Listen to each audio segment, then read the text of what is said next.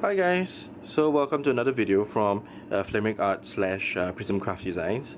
So today I'm going to do something slightly different. Hopefully I'll get to do them a little bit more often, and we have like all this new stuff coming out from scrapbooking. Like every single turn that you could get, that would be a different brand.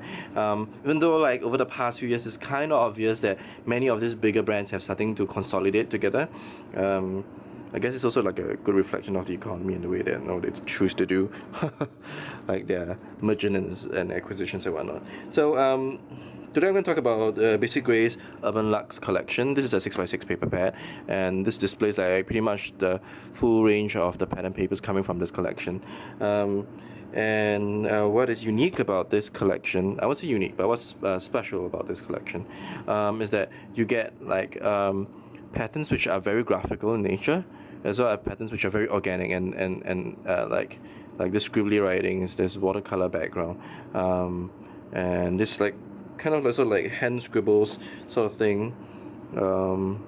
And the colors are extremely vibrant, and this is the thing that I think is unique about BasicGrey, is that when they choose to ride on a particular trend, they do not just write they look at a trend and say no, and look at it and say, hey, this trend is trendy. For example, say doing vintage or like nautical theme or something, and it's kind of what everyone else is doing, but the way they differentiate themselves is by making sure that the designs is not on one hand is able to complement the other collections, and yet it does not duplicate the sort of look. And they often do that by pushing like the collections color boldness, or a particular way of doing it would be like when they did with Adrift, where they had very geometrical shapes, or like in Prism, where they and Aurora, where they had like kind of this deco art sort of thing, which is just really fun. And and that's how I think they're unique. And so it's a little bit sad to know that this is actually the last collection in their paper craft industry offering. Hopefully they will release this paper collection as well under a Snapchat supply, which is like their Snap Click supply, sorry, which is like the digital scrapbooking place of like a distributor for like digital scrapbooking stuff, which you can kind of print out and then cut out, which is not too bad as well.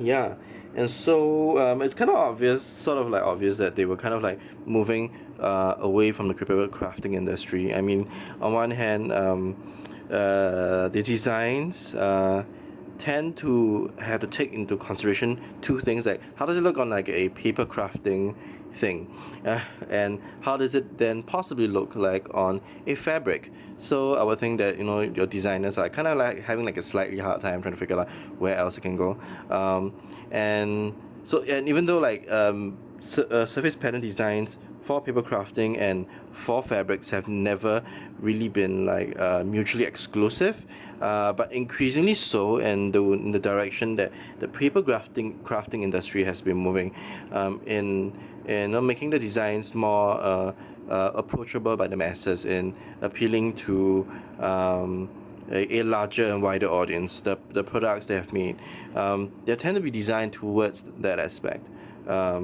and less towards this more design-centric trend, which is something I feel that and rather that your home decor stuff are moving towards. So they're slightly different. In this sense, I suppose they decided, like, if I want to focus on one thing and do it well, I'm just going to focus on doing it well, right? So I think that's where they're heading, and I wish them all the best for both their fabric business as well, like their customized prints business as well, which they're still retaining. So one of the things that I really like about the collection is that the colors are really bold, and I don't think I've ever seen a collection that's willing to go so far to deal with such almost complementary colors, but they are definitely not analogous. And I mean, like, look at the paper in the three basic colors in which they've highlighted to be their basic. They are yellow, blue, and or rather navy blue, and it's sort of like a fuchsia or like bright magenta sort of color, which is really tough to work with. And yeah. And you're talking about like a variety of like tones of that same three colors as well. And so I think it's in cohesiveness, it is there in thematic and design, but yet if you want to talk about like having to use it on a project, it is really tough. um, and if you've gotten that and you want to work on that, you know that's probably the case. And so I do think that you appeal very much to like the traditional scrapbookers that have come a long way, that have been able to understand color and composition well, and figure out where this can go. And if you do know how to use it, I do think that it is quite a wonderful collection. So I'm gonna share you some projects that I did. So let's start with the 12 by 12 layouts first, and maybe some tips on like how I feel could be the kind of like one of the best ways of like approaching collections like these, where they are cohesive by theme but not necessarily by the ease of approach towards using these products directly just onto a page. I'm gonna like try and zoom this out so you can kind of get a little bit of the whole thing. Yeah, so this is like a 12 by 12 layout, and this is like the Singapore skyline. One of the photos I have of them, and there's like a sticker and there's like a die cut. So one of the things you realize about BasicGrey's products is that they tend not to have products where the focal point is so strong, such as it snatches away the focus in where it should be, which should be your photos. Or your journaling, which is a slightly different trend than some of the products that have been trying to get a larger appeal towards like all kind of art, and yeah, which not necessarily a bad thing either, because if you do think about those which have been have advanced with since BasicGrey have first started out, like I think 5-6 years ago, they would have like developed their skills and ability to be able to work with the collection in that way, but still have the ability to customize it to what they want to do. So one of the things and suggestions that I have towards working with seemingly, I guess, disparate, if you will, patterns which are very hard to kind of come together because they don't naturally like fit well just placing like next to each other, like on top of each other. Is actually to place them next to each other but with a boundary of separation. So here you see in the in this particular layout, I actually did segment the different like semi squares, because they're not actually squares, they're squares with two rounded corners, with like the white area. So this gives like each like a segment or kind of like a mosaic sort of feel, and allows very contrasting patterns to stand right next to each other. Second point of tip as well is that when you want to choose the patterns, I think usually even for BasicGrey, they have done this quite well.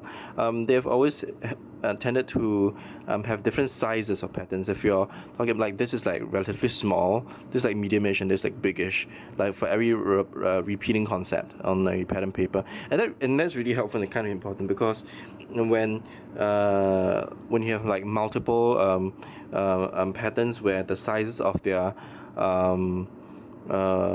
of the pattern is too close together, like they're both really small patterns, like small repeating units of patterns, you're gonna find them very jarring on a page. But when it is like on like multiple sort of different levels of scale, if you will, of the pattern repetition, it actually helps to make the page feels a little more balanced. Second layout, something a little bit more simple. And one of the second ways to work with this is that don't force yourself to work with more than two colors. So these two are complementary colors. You know that orange to yellow is actually in that sense an opposite of blue. So I use that to create a contrast where the focus point was really on the photo that had this is actually sunrise in Mount Bromo in Indonesia when I went there for a holiday. And what you see that is that because the photo is mostly like bluish, and I knew that the blue would work really well with the blue from the collection. I let that become a contrasting point, and this became the focal point against a yellow kind of monochromatic sort of background. So and craft being a neutral, I guess it's helpful to have that as kind of like a base, and you get and when you work around just these two color concepts, it's far easier to work with when you're working through a collection. Finally, I thought this was kind of fun. So the two main colors that I also did here was kind of like purplish, this purplish deep indigo sort of color, and like the magenta, which are technically quite close and analogous to each other on a color wheel. And my photo was like kind of like this sepia-ish, pinkish photo, and because I was using like a film camera with sepia film, and so I got this really cool. So this kind of like feels like a tone-ish of like the magenta, kind of like the cross between like the magenta and the purple, which gives you like a really cool color. And I thought I want to bring that out through the photo. And one of the ways of like making sure that it stands out for a analogous sort of color scheme is to have a white or somewhat contrasting background, but not too much of it, and use that as a matte. And let's use white, or let's say a neutral, say brown or craft, for example. It will help similarly in the same way, except like white helps to, in this particular case, helps to bring out the photo even more, to make it pop.